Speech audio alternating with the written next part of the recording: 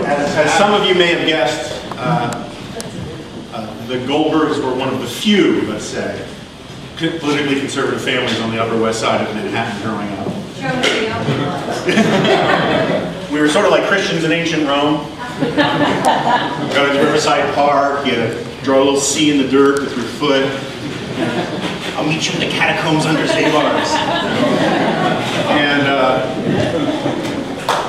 And it was kind of reassuring about my image of these things, is that when I walked up to the Republican club out here, there were virtually no markings on the building. I mean, you kind of had this feeling that you were going to the last synagogue in Baghdad or something. You know? Don't want to tell anybody where we are.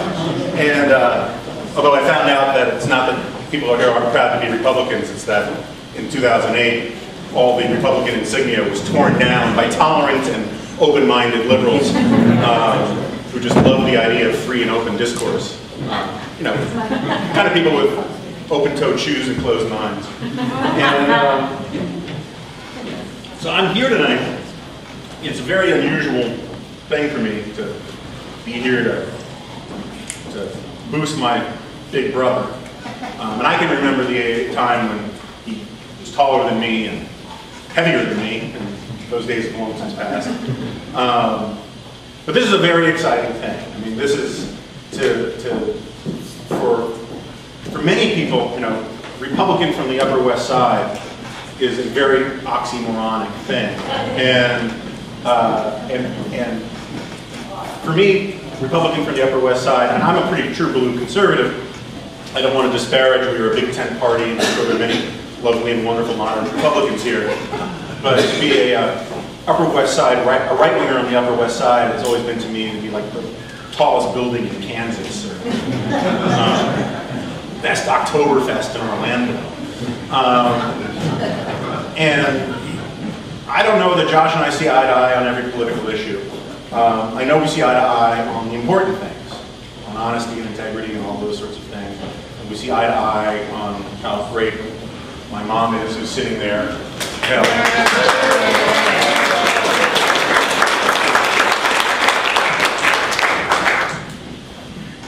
But I think that one of the things that Josh brings, which I think has been a staple of his character from the earliest days, is an absolute awe-inspiring fearlessness.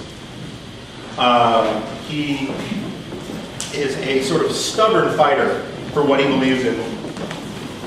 I remember much of my childhood listening to my brother and my dad. My dad passed away a few years ago. Having, I was about to say Jesuitical arguments, but that's probably the wrong crowd. Rabbinical, Talmudic arguments about the most bizarre minutiae. And Josh would not let go of what he believed and what he argued, and my dad was quite a formidable debater. And I think that's the sort of spirit and mentality that we would really need, but that's something that New York City, I think, needs desperately, is just an outside voice, someone who comes from a different perspective. One of the things I always point out to people about why Rudy Giuliani was such an incredible success in New York City was simply that he came from outside of the system. If you had had a Republican machine running New York City for 100 years, you would have needed a Democrat to come in and fix the system. Because at least you needed someone who's not beholden to the machine, someone who's not beholden to whoever's getting paid off, someone who can simply see things for as they are and say the emperor has no clothes. And I think that's something that we need in our politics generally, and I think it's something that we need, that New York City could desperately use. And I think that Josh would be wonderful for that. And since I personally consider this the most exciting Republican candidacy since the Goldwater campaign, I can't tell you how excited I am for his victory party. In terms of anything else, I think that this is an important and exciting time for conservatives. And you know, I'm a big believer in being a happy warrior and enjoying the fight. This is a good fight to be in. You know, we are watching right now in Washington an amazing debate. I mean, one of the things Barack Obama is correct about is that this is one of these historic inflection points, as Obama likes to put it. This is a moment where the country can go down one of two paths. And if Barack Obama wins some of his arguments, wins his arguments on health care, wins his arguments on cap and trade and that sort of thing, I will spend, I'm confident, the rest of my life arguing against, just to get us back to where we were in 2009. Amen.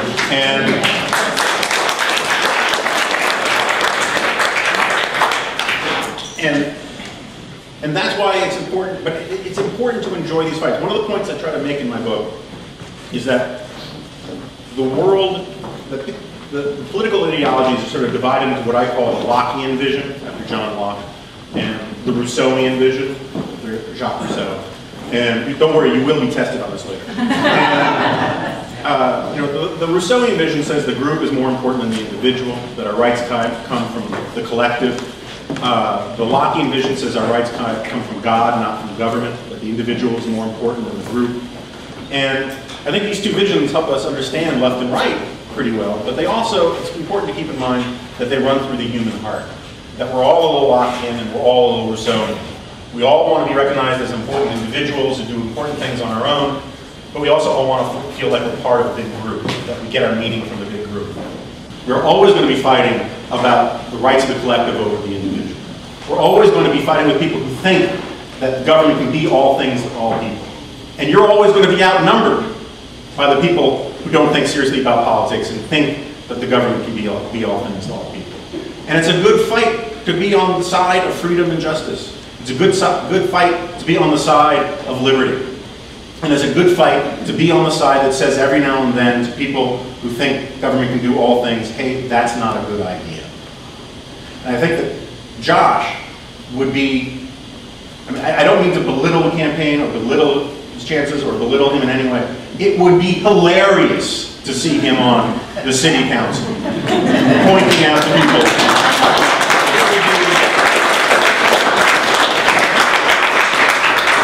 It would be hilarious to see them try to flatten the nail that stands up. And I think he is perfectly suited for that kind of role.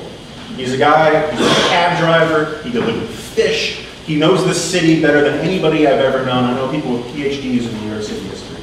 And he knows the city intimately, he loves it from the ground up. And for all the right reasons about principle and freedom and liberty and all of the rest, and lower taxes and having our heads in our hearts, wired for some full tilt boogie for freedom and justice. Those are all wonderful and important reasons to put Josh in the city council.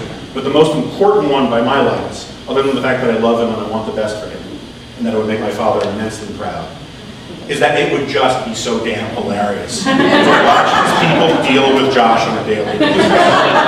He's incorruptible, he's tireless, he's committed, he's dedicated, and he's my brother, and thank you all very much for having me.